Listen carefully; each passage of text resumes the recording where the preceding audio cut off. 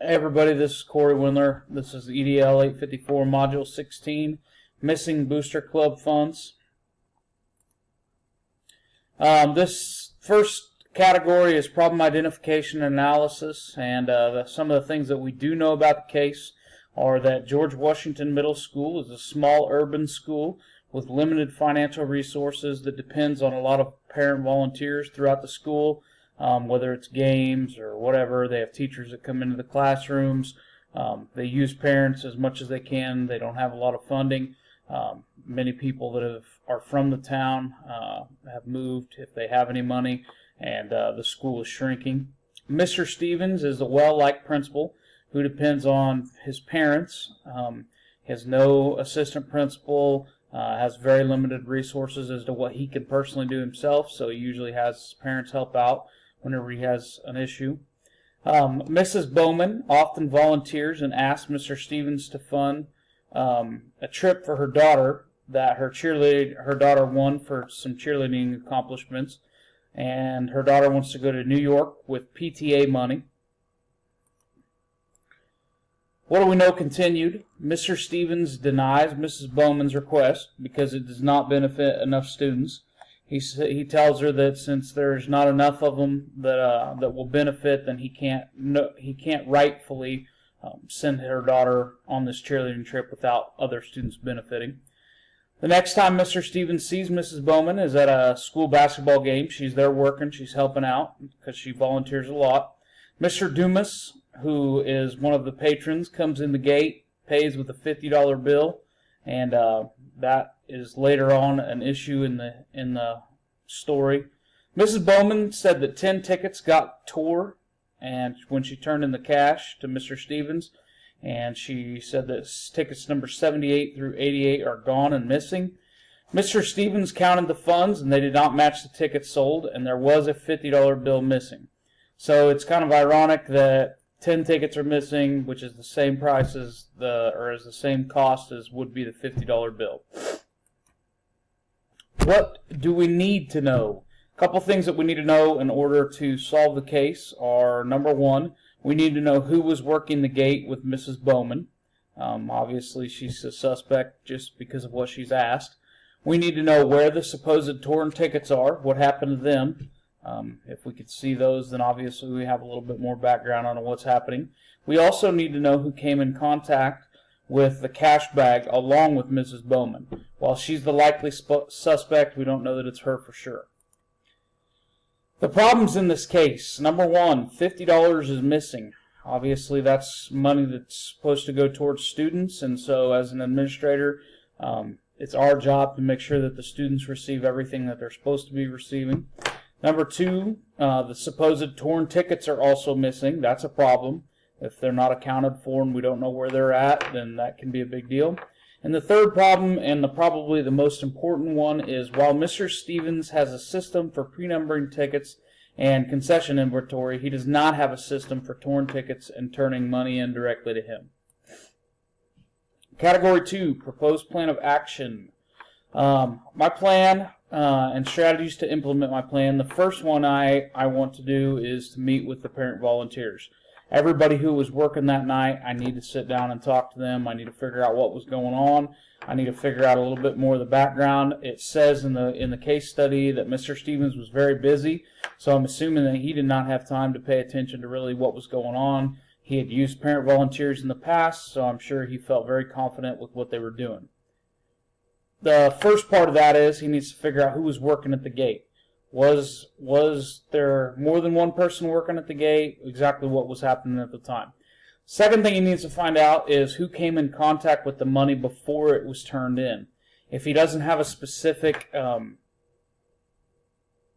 organizational system for turning money in, then he obviously is not going to understand where it came from, so he needs to figure out where the money was. The second thing I would do is meet with Mr. Dumas and ask who he gave the $50 to.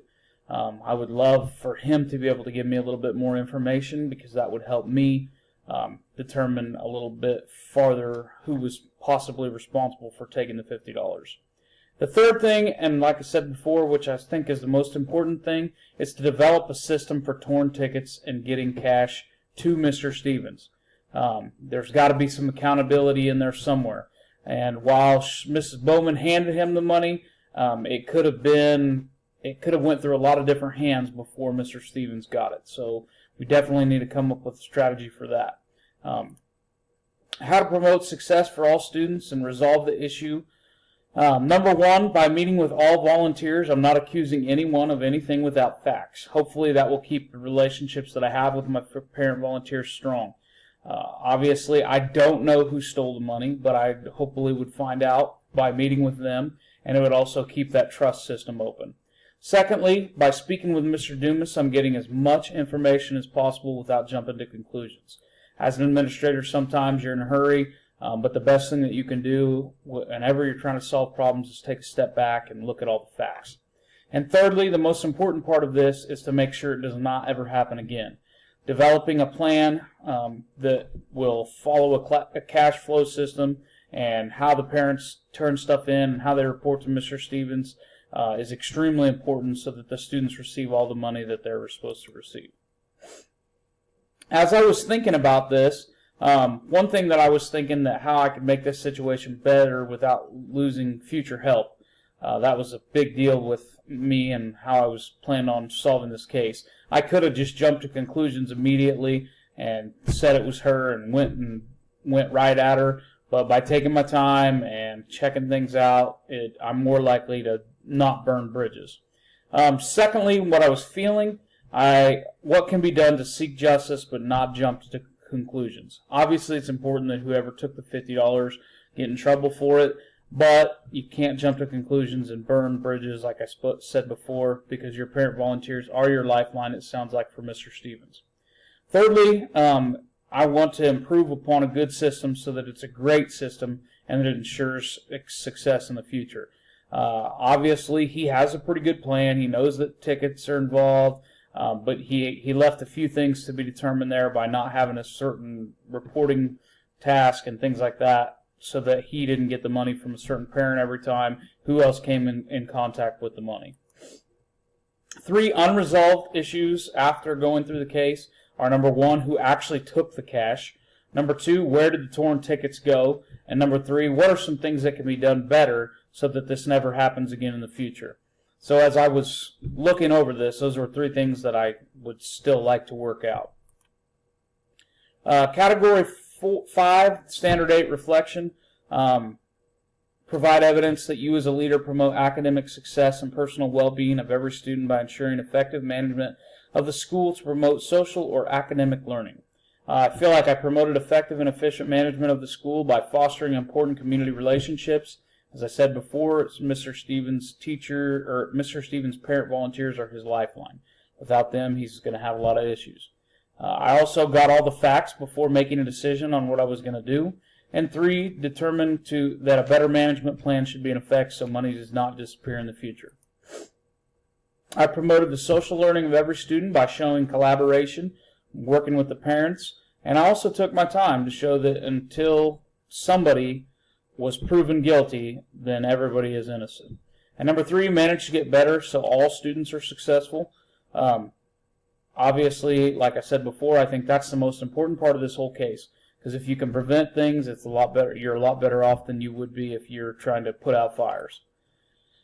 Finally, I promoted student academic learning by ensuring the proper handling of a challenging issue by taking my time and doing the right thing. If you jump to conclusions in these kind of situations, you can do a lot of harm. So you're better off to take a step back and take a little bit more time than what you think you need. Secondly, I promoted student success by changing procedures to help students with funding. Student cash, that money that was supposed to go to the students, is the most important part of this whole deal. If it helps the students in their sports and their athletic teams or whatever else they're using. So that's a big time advantage to having these parent volunteers. So promoting student success, changing procedures, extremely important. And finally, ensuring the success of students by working with families in difficult situations. Obviously, this is not something that anybody ever want to have to deal with, but if you can work with the families and work together and hopefully figure out what happened, obviously there's going to have to be some punishment if you do figure out who it was, because as an adult, it's unacceptable to take any money It's just not okay. If it was a child, it'd be a different story, but it's an adult. So obviously, if you can work with the families and make the right decisions, good things are going to happen for you. So hopefully, my case study provided a great example as what to do, and hopefully if I ever come into a situation like this, it'll definitely give me something to think about and definitely something to go off of. Thank you.